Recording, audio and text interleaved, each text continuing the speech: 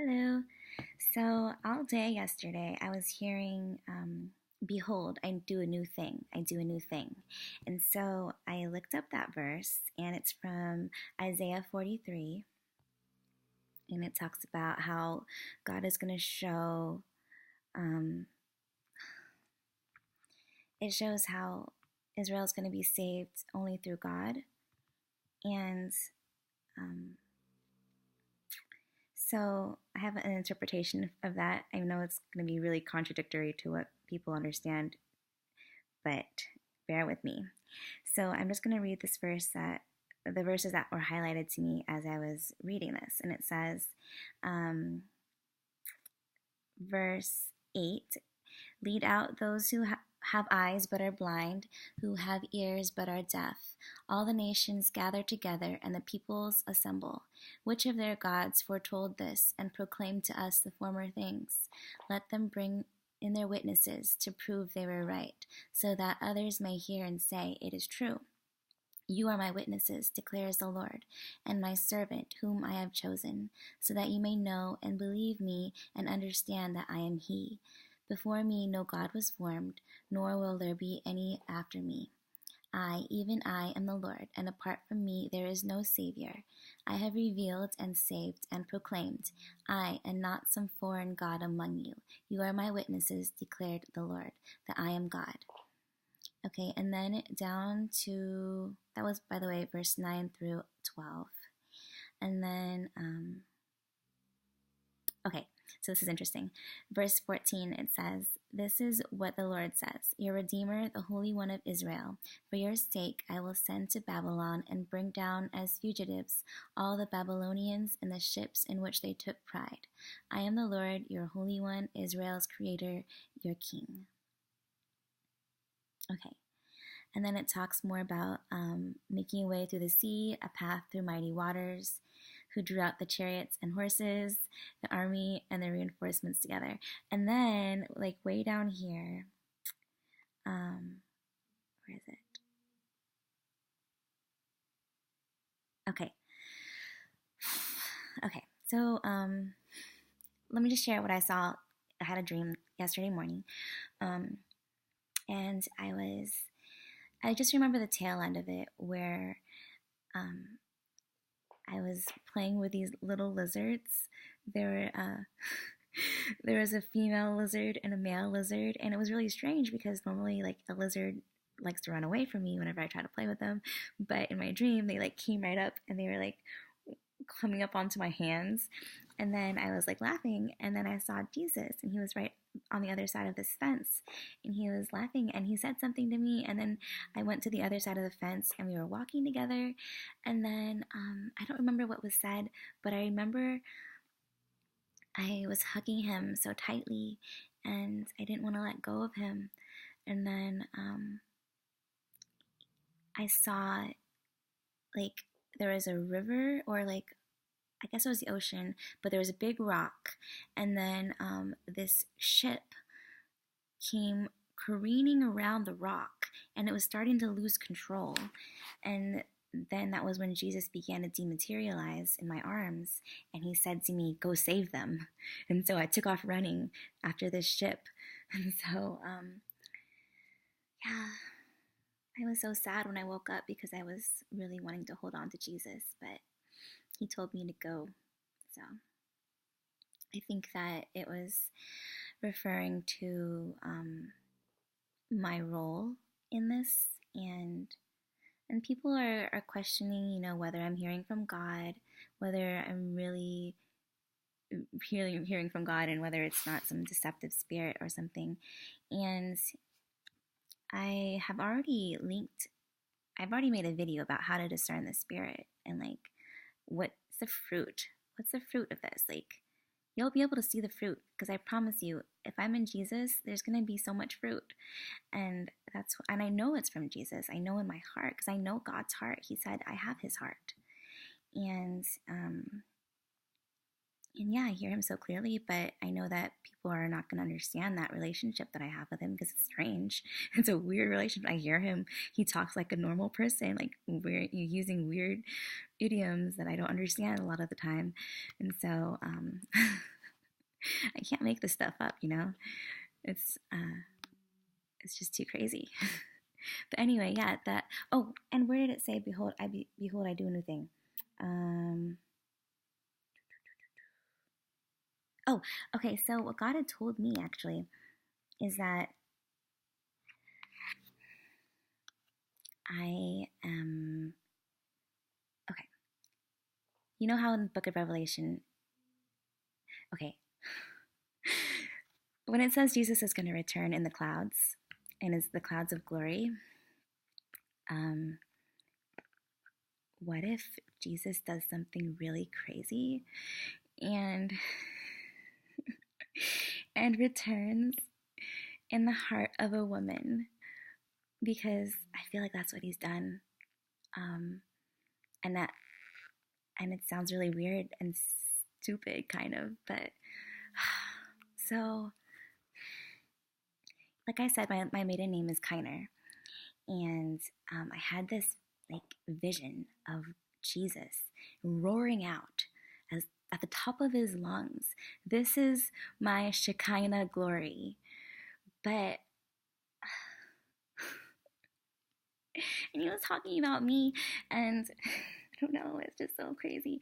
But he told me that he's a Lion of Judah, and so the lion, because you remember he's returning a second time as the Lion of Judah, and because the first time he came as a lamb, and now he's a lion, and he said he's in my heart, and he's seated upon his throne, which is in my heart, and that's how he wants it to be with every person. He wants to be enthroned on every heart, but other people have other spirits enthroned on their heart in the area where he's supposed to be, and but he said that when he looks out from my heart, it's like looking out from a brilliant diamond, and it's crystal clear, and there's no smudges, no dirt, no. It's just, he said it's radiant. He calls me his radiant one, and um, I don't know. It's just so crazy, you guys. I know I sound crazy. It's okay though. I know no one's really gonna understand this, but yeah, I think that. Can you guys hear my dog? My dog is snoring upstairs. He's really loud. So I don't know, guys. I'm just like, he called me his Shekinah glory, but you know how Yahweh sounds like the way, and what if Shekinah is like kiner, but like he's just making it slang or something, like kinda. I don't know. You can kind of hear it, but and I'm a woman, obviously, so there's the she part. I don't. And then so I was running this morning earlier. Well, it's not. It's already the next day, but yesterday morning I was running, and there was a hummingbird, and God was telling me that this hummingbird is like me. He wants me to be this hummingbird. It's small, but it's not afraid to perch onto the topmost branch of the tree and sing its heart out. Even though it's not the most beautiful sound, it's still not afraid, not ashamed of letting other people hear it. And it just so happens that here in San Diego, I don't know if this is the case in other places, but the hummingbird is called Anna's hummingbird. It's literally called Anna's hummingbird, and my name's Anna. So, yeah, it's funny. There's no coincidences. And okay, so I made a little list of the stuff I wanted to talk about besides this. I just can't find it. Where'd it go?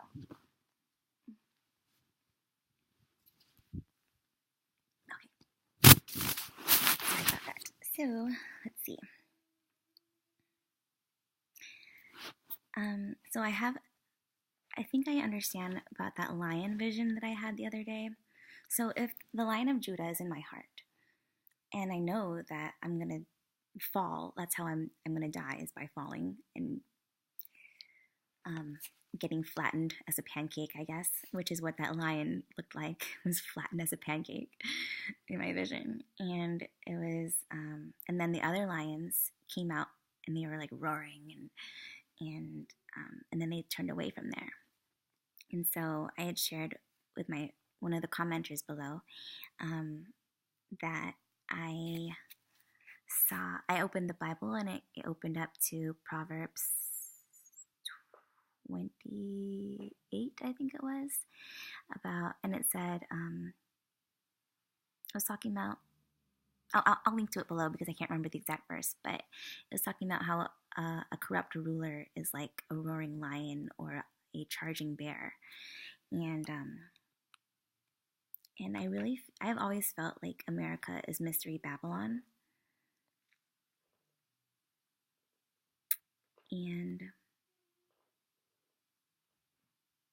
I also think it's what God is calling Egypt. That everybody's enslaved. Well, I think the whole world is Egypt, actually. Like, everybody is so enslaved. Oh, that reminds me of what I wanted to talk about. So, the beast system, I kind of explained this in another video, which I'll link below. But if the beast from the bottomless pit is Jezebel, the spirit of doubt, then the beast system is the idea that we can't do things, that we're limited. And ever since we were born, the first thing that a child learns is the word no. Like, don't do that, you're going to get hurt. Don't do this, you might fall. And it's just like, no, no, no. And then you're limiting what we're born with, which is this mentality that we can do anything, that there's no harm. And Jesus says, anything you ask for in my name will be given to you. Anything at all. There's no limits in Jesus, nothing. And so the great deception, it seems to me, is that we were raised into this mentality where we can't do things, where we have to be afraid all the time that we're going to get hurt. And Jesus is saying, you're free. You're not a slave to fear. You're free. There's complete freedom in me. If you're doing things with me, then you can do anything. And I believe that. And I know that he's going to use me as an example to show. And I feel like that's why he had me do this YouTube channel, is to just document my journey, I guess, and what I'm going to be doing. He told me he wants me to achieve my dreams. My dreams are crazy. Like, and so he's going to help me achieve them. And then people are going to be like, what? That's crazy. She actually did it. So the odds against me are very high. And I'm very small. Like, you guys can't tell how small I am because I'm on camera, but I'm only like 5 foot, nothing, super short. And so it's just hilarious to me that God would choose me to do anything. So let's see. Yeah, the beast system is just this poverty mindset that we have to slave away our lives in order to be able to achieve something of ourselves, when God already made us in his image, and his imagination is crazy and wild, and he wants us to be the same way. And so I feel like the wild ones, when the prophecy was that the revival was going to be led by the wild ones, it's these people who have wild imaginations that are conformed to the image of God and not to the image of man. And man is living like a slave. Like, we have to be so careful about what we do and how we step, or else we'll get hurt.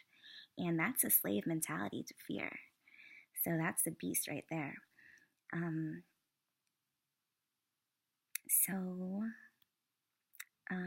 There's another video I'm going to make because this one's getting a little long. But one of the reasons why, and I feel like people don't understand why I was crying so much when I was in LA. I mean, just the fact that I was there to encounter Jesus, and I couldn't find him, or I didn't think that I could find him. And then the next day when I realized that I had met him and that he was Aurora, I was crying so hard because I saw that he was portraying me. I was Aurora. I was Sleeping Beauty. I was completely asleep, and hiding under a bridge, and as a just a homeless person, like not even realizing what I am capable of. And Jesus was there watching me and crying and weeping because he was trying to tell me everything that I was telling Aurora, that she's beautiful, that she doesn't need to be under the bridge, that she has a home, and that he wants to be with me, and he wants to take care of me. And she was saying to me, and when Aurora was telling me, go away, go away, go away, that was me doing that to Jesus. Yeah. And that song, She Will Be Loved by Maroon 5, like that was,